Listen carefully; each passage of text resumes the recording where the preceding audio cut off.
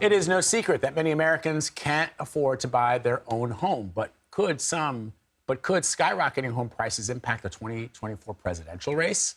A recent CBS News poll finds 65% of voters disapprove of the way President Biden is handling the economy, compared to just 35% who approve. So for more on this, let's bring in Mark Niquette. He's an economy and politics reporter for Bloomberg News. So why, I guess it's pretty obvious. There's two factors as to why people are finding it hard to buy homes, the interest rates being one of them. But kind of walk us through what's going on. Yeah, we have sort of a confluence of events that have driven home affordability to record low levels. We have, as you mentioned, interest rates, mortgage rates that are at decades-long highs. We have a critical lack of inventory, and we still have high home prices coming out of the pandemic.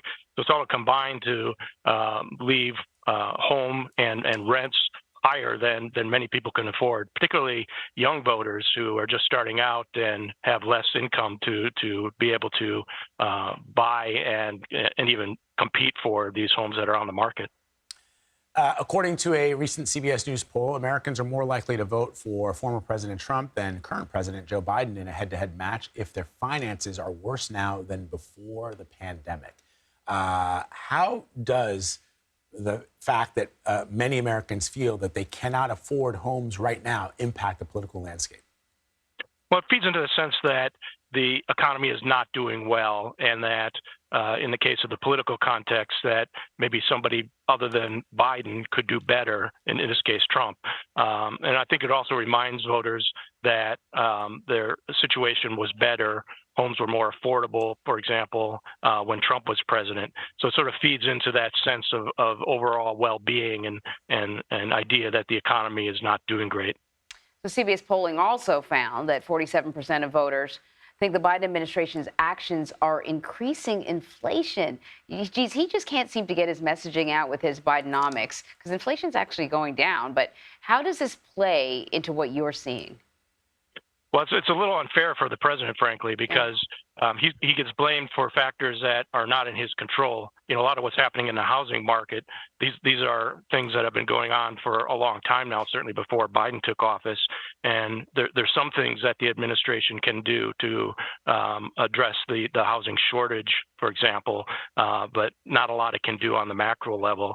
So in some ways, you know, Biden is fighting against a tide that he can't control. But, you know, I think the president has tried to sort of, you know, at least explain to people and voters that, you know, hey, I am trying to do something about this, that we recognize the problem, and, you know, we're moving the levers we can to try and, in particular, address housing affordability. In your article, you mentioned that housing in Milwaukee, and you talk about how that region stands out in particular. Walk me through that.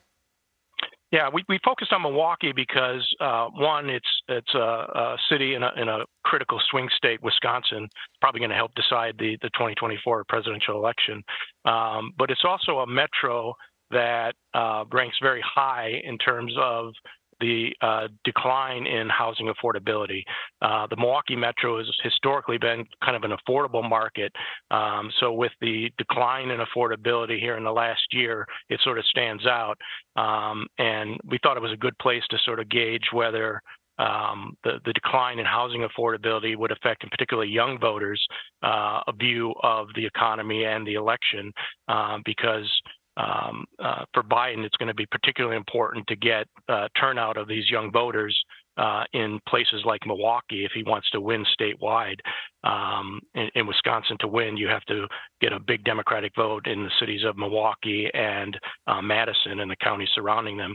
And the concern among Democrats, some Democrats in Wisconsin, is that, you know, maybe these young voters don't necessarily go Republican because of their frustrations with the economy and buying a home, but maybe they don't vote, and Democrats don't get the margins they need to win statewide.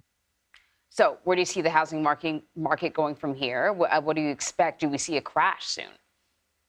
I don't think so. I think a lot's going to depend on what happens with mortgage rates. The Fed indicated yesterday that it intends to keep rates high.